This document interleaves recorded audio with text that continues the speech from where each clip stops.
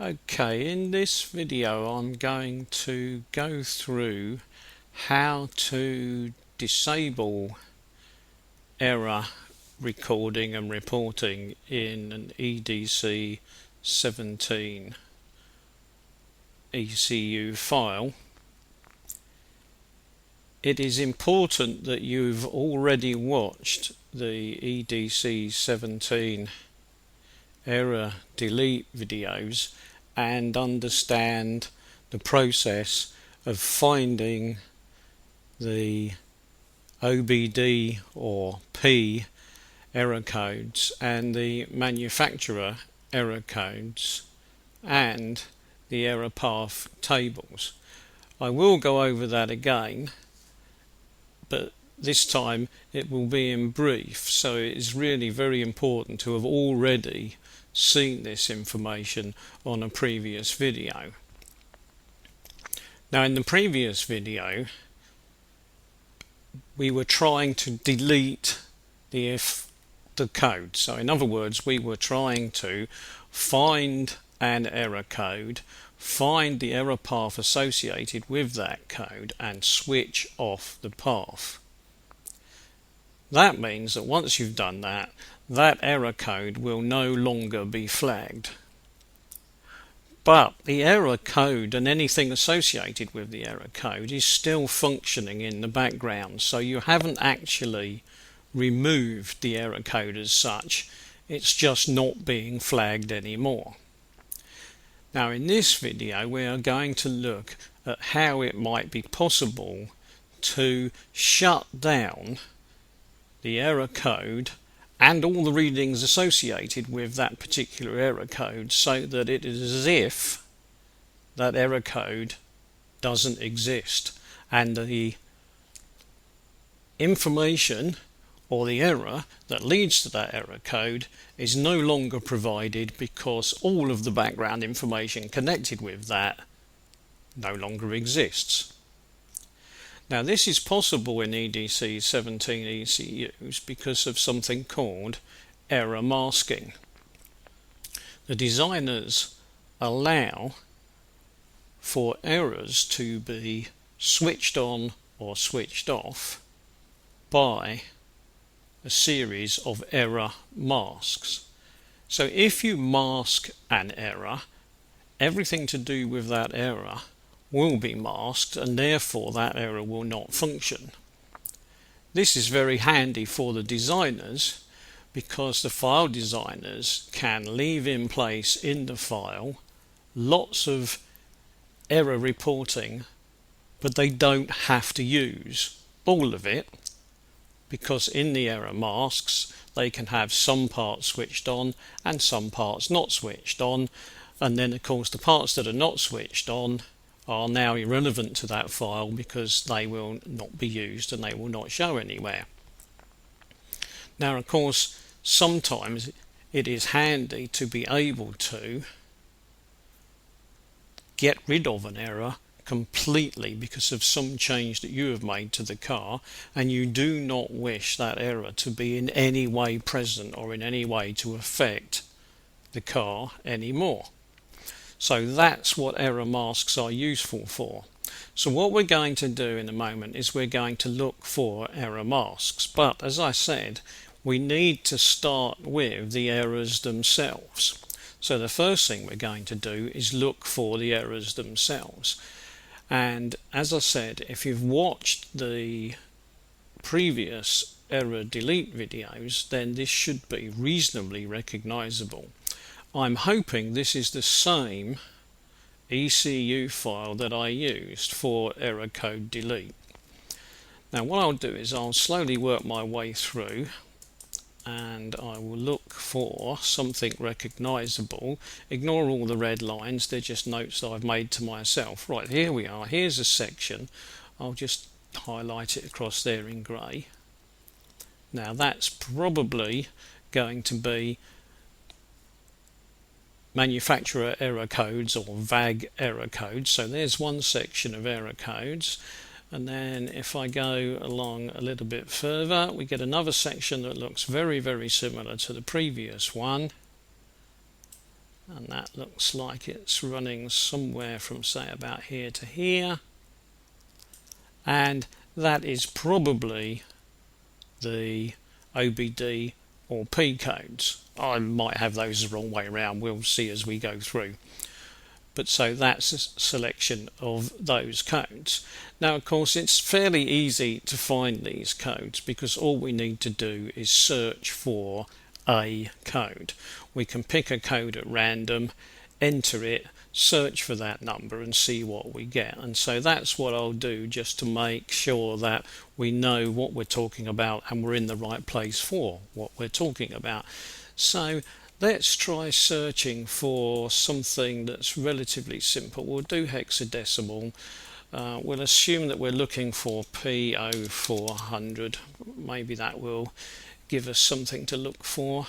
Will it let me move the cursor? Yeah, just move the cursor to the beginning. Right, we'll have a look. That doesn't look promising, so I'll ignore that. Oh, looks like I'm going to get lots of P400s, so that's not much good to me. I'll keep going. Oh, lots of them, so that's no good. So I'll jump a little bit further down. Try again. No, that's still not giving me anything that I'm interested in. Obviously 0400 is a very popular number. Oh, we're getting lots and lots and lots of... Oh, gone way past 0400. Right, now where has that put us? Is that giving us a number anywhere in this block? Because that looks like a code block. So let's have a quick look in there. Right, it says 01024, but we're still on decimal view, so we'll change that to hexadecimal view, and there we are. We've got an 0400 there, we've got an 0400 there, so it looks like we are indeed in one of the code blocks. Now I'll just confirm that because it looks like I've highlighted something here already, and yep, that's P0400 and I'm in the code block. I've made a note to myself over here that this is where the error code block ends. And it looks like I probably made a note. Yep, there we are. So there's the error code block starting for the P codes. So I'll just go back to normal decimal view because that's what I'm more used to looking at. So there we are, and then I'll go to the 2D view. So there we are then. So we've got there, that's our P code block. So that's a P code block. Now we need to know where the P code block starts and ends. The end is not quite so important, but the start is absolutely vital. So we need to check. Now these codes, when you go looking for them, they often start with a series of numbers, obviously, but the designers of the files very often put a blank in between, which is a non-existent code, and where you start counting from doesn't matter as long as you take that into the account, because that may or may not affect the positioning of everything else you do. So in other words, this might be the starting point, or this might be the starting point, because this is the starting point as in the first code, and this is the starting point as in what the designers had in mind when they started the whole thing. It doesn't matter from your point of view. All that it matters from your point of view is that you use the same spot every time. So if you start from the first code here, then you need to make sure you start from the first code when you look at the VAG codes. If you start counting from where you believe this blank code is, then of course when you get to the VAG codes you need to start at that blank point again. So you just need to be consistent. So where you start is not quite so important, but being consistent is.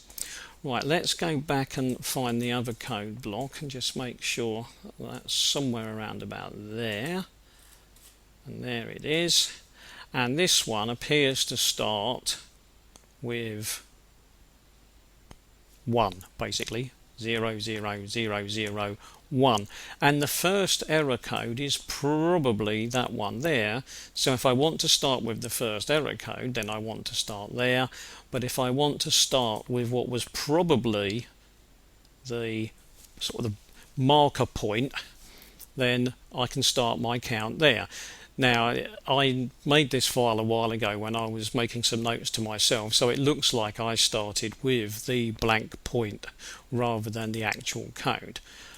It doesn't matter as long as I make sure that I always count from the same place.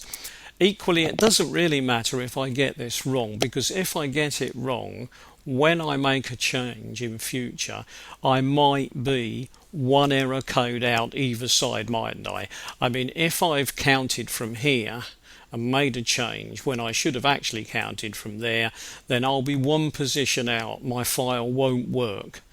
But of course, all I need to do is go back, move one place in the file, redo the file, put it back in the car. So it won't take long to make sure that I've got the right spots and it's all lined up correctly. So being one or two spaces out doesn't really make much difference. So it's nice to get the addresses spot on first time, but absolutely vital, not really.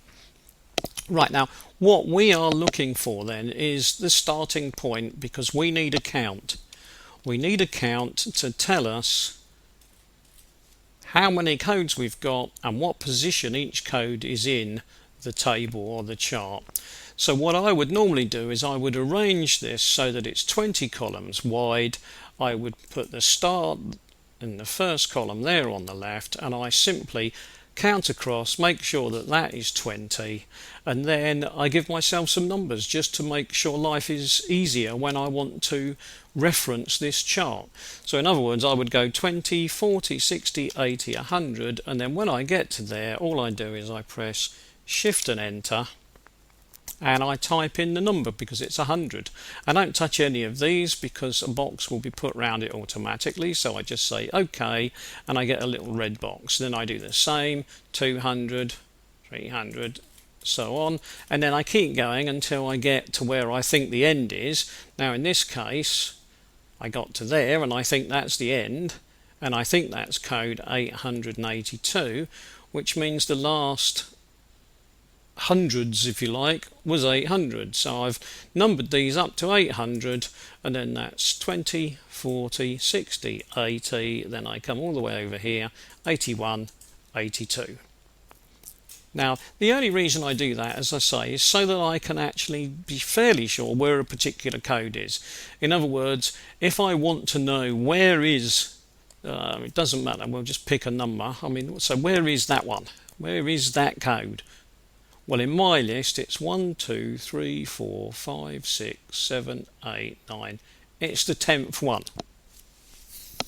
Doesn't matter what it is, but if I want that code to be deleted, I now know that if I go and find the error paths, which is something that you will see in the error delete video, but if I go and find the 10th error path and set that to 0, this code will no longer flag. So it doesn't matter what the code is, it will no longer flag because I will have deleted its error path. Now, we don't want to do that now. What we want to do is we want to mask the complete checking of that error. So I want this error to disappear completely. So all I need to do is remember that number 10 is the one that I want to go away. Doesn't matter what the error is, I'm just going to say to myself, whatever 50217 represents, that's the one I want to go away. Now usually, but not always, the place I need to look is right in front of this. So in other words, the next value before this value, that one there, is probably the end of the table that I'm looking for. So in other words, if I move this over to here, I keep going over and over and over, I get that to there, that one is going to be 882. I know it's going to be 882 because if it's the right table, then there must be 882 masks because I've got 882 errors. And if I go to my other error table, the P-code table here, I'm going to have 882 errors again. So I know 882 is the magic number. So starting here, if that's 882, then this, if I go across, that must be 880. 60, 40, 20. That must be 800, mustn't it? In which case that must be 700, 600, 5, 4, 3, 2, 1. So that's 100, 80, 60, 40, 20. Go all the way across. That must be my start point. So my start point for 882 must be there. So what I would now do is I would mark all of those, but you can see I've already done that. What I would do is I would select this as a map, and I would simply, and you'll see I've already done it, there it is, it's a map. And if I look at the properties, I've written on there error masks start. So that just reminds me that's where I think the error masks start. And then over here I know that I've got 20, 40, 60, 80, 100. So again, all I've done is I've pressed shift and enter, typed in 100, OK, and that's now 100. And then when I get to the end, now that I'm fairly sure that that is the end, again, if I double click that, you can see that I've already made it into a map. If I double click it again, there it is, error masks end 882. So that's done. So now I can quickly find this easily, can't I? Because it's over here in my map list, so I can just easily find that. Now, I was talking about the one that was 10 across, wasn't I? I was talking about the 10th one. So in other words, 1, 2, 3, 4, 5, 6, 7, 8, 9, 10. So there is the mask that controls the 10th error that I've already looked at. And as we said before, don't care what that error is, because we're not interested in that at the moment. We're just interested in how would we go about masking off that error so it no longer works. And so how would we do that? Well, we found it. This is the mask that controls that error. So what we need to do is make this one go away. Now, there's a couple of ways, maybe 3 ways of doing this. It does tend to vary a little bit, so you'll need to bear with me on this one. The simplest and the first method to try for your particular file is to change that value to 0. So in other words, on this version of Windows, if I press equals, I get the box, and if I type in 0 and then click OK, do I really want to do that? Yes.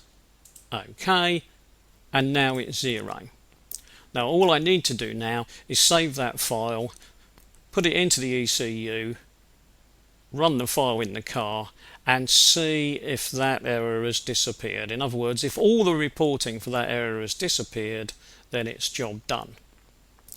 Now occasionally that particular error, and it's not always easy to know this in advance, but occasionally that particular error won't respond to 0. So then what you would have to do is try an alternative, and an alternative that's worth trying is 65535. Anyone who does a lot of this work will be familiar with that sort of thing. So what you would do now is you would change it to 65535 and try that in the car, and see if the ECU accepts that and accepts that as being off. And if it accepts that as being off but didn't accept 0 as being off, well then you're good to go. And finally, if neither of those work, and that can happen, you need to try the midpoint. And if you know enough about the way these files work, you'll understand. And if you don't know enough about it, well, I'm not going to go into it now, so you'll just have to accept my word for it.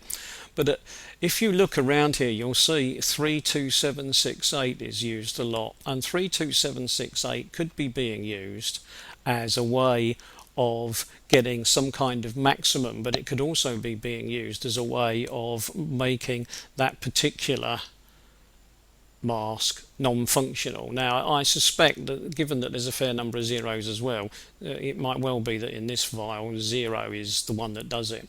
But if you've tried 0 and you've tried 65535, then it's worth trying 32768 just in case. And then you'd put that in the car, try it and see what happens. Now usually you don't have to go through all of this. What usually happens is that you find that if you set the thing to 0, that's it, job done, if you've deleted the error. You can sometimes work out in advance, but it just takes a lot of messing around, because what you can do, and before I go any further, I just want to undo this. So I'm going to set that back to whatever the original value was. Because I don't want any changes in this file at the moment, so I'll just leave that as original. But you can sometimes get a clue as to whether you should be setting to 0 or 65535 or 32768. You can sometimes get an idea in advance, because sometimes you can look and say to yourself, hold on, what have I got here? I've got 19 and 20 are all set on 0, and then I've got 21 is set on 0, 22, 23, 24, 25 and 26 are set on 0. So what you do is then you go and look at the error code list and look at what error codes are under 19, 20, 21 and so on. So you go and look those up on your error code list, and then you need to know the vehicle, obviously, but if you're fairly sure those codes never show in that particular vehicle, then you're fairly sure that 0 is actually code off. This can be a little bit more difficult with some makes and models than others.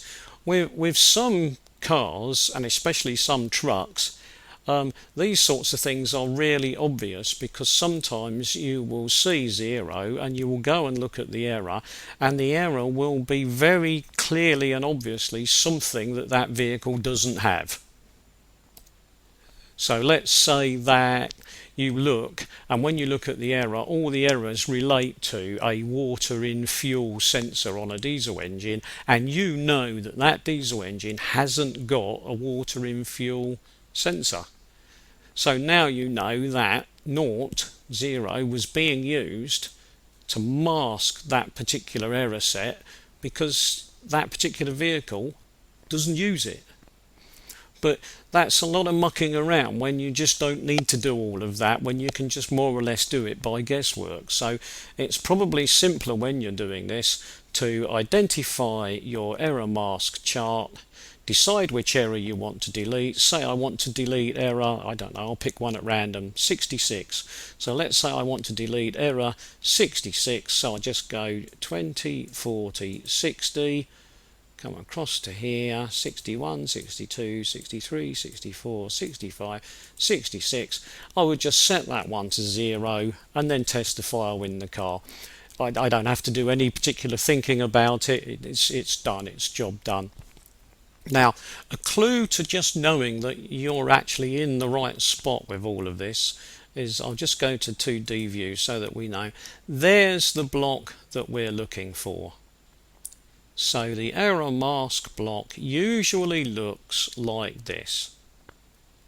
So it's got occasional noughts and zeros, as we've said. So it's got occasional very low values. It's got occasional very high values. Bear in mind, I've said these possibly could be switched off ones. I suspect the 0 is the switch off in this. And then we've got lots and lots and lots of the midpoint, which is the 32768. Now, given how many 32768s there are, it's very unlikely that 32768 is the off, because if 32768 was the off value, almost none of the errors would work in this file. So I don't think there's much chance that 32768 will be the off value. I'm only pointing that out as a possibility because once or twice I have been caught out by errors where I was convinced that either 0 or 65535 would be the off, and it's turned out that the only way to turn that particular one off has been 32768, and it's one of those things I didn't know, so I didn't know until I tested it and found out. This block, sometimes it's difficult to find the start, so it's not a good idea to jump straight in looking at this block. It's usually better to look at the errors over here first. So look at your error code blocks, find your P code block, find your manufacturer code block, get those established, make sure they're both the same size so you know what you're looking for, and then come back and look for this masking block. Finally, don't muddle up this block with, and I'll work my way back, it should be back here somewhere, this block. This looks similar. Well, if you're half blind it looks similar, because if you notice, it's if you were to pretend this top part didn't exist, then from here up to there, across to there and down like that, that would look a very similar set of data to the error mask data we were just looking at. But it doesn't look similar because look at all these peaks that go way up high. Now these are the actual parameters for deleting an error. So in other words, this is where you can switch off an error by setting the time for the error to occur to 65535 and the healing time to 0. So basically the error will never occur, and even if it did, it would instantly switch off. Why don't we use this block? Well, there is a slight problem with trying to use this block, and you will work that out for yourself if you bother to have a close look at it. It's not easy when you look at this block to work out which parts of this block refer to which error. And that is because you often find odd bits and pieces in this block of data that interfere with the count of the errors. So if you count from beginning to end of this block, instead of getting 882 possible addresses, which will occur twice of course because there's an error and then an error heal, but even if you account for that data occurring twice, you will not get the exact double of 882. And if you think about it logically, why should you? Because if the people designing the file want to have an error, so the time for the error, and then heal, time for the heal, they don't really need to include every single possible one in here, because you could have error 1 and point to two values in this table, and you could have error 2 and point to two different tables. Let's cancel that. But of course there is no reason why you couldn't have error 45, let's say, pointing at two values there, and then error 46 pointing at the same two values, because if you wanted to use the same two values, you might as well point at the same two values. And so if someone has done that, you won't know, because there's no obvious way to see that.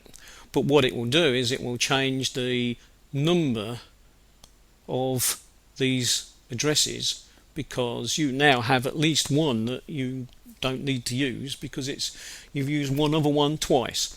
So just beware of that. Don't start fiddling with this block unless you have managed to work out which parts of it are which. And of course, if you find an exact DAMOS file for your ECU file, that will probably tell you which parts of this, so in other words, which addresses are which errors, in which case you now know. But without the DAMOS, you will spend all your time by trial and error trying to work out which bits are which, and it's not worth the effort, because you might as well just not bother. You might as well not bother with any of this part, because this part down here will do the job for you. Now there is one proviso here. The person who designed the file may have allowed so that what happens is when you switch off one of these paths, everything associated with the error reporting, everything goes away with it. So in other words, if this had some undesired effect that you don't want, it's possible that undesired effect has now gone. But some undesired effects like D-rate, or limp mode as it's called, some of those effects are sometimes triggered by a separate route. So even though you've now done away with this, the actual undesired effect in the background of D-rate or limp mode may still run. Not always, but sometimes. So you need to be aware of that, because if you decide, oh, I can cure limp mode, all I need to do is get rid of this error checking, that may not be the case, because some errors will not allow that. And those errors are usually ones that force something like D-rate or limp mode, because the designers assumed that those errors were vital, so it would be ridiculous to have them masked out and then the error not show, because of course if the engine is going to be damaged by continual running, it would just be stupid to mask out the secondary effects of the error.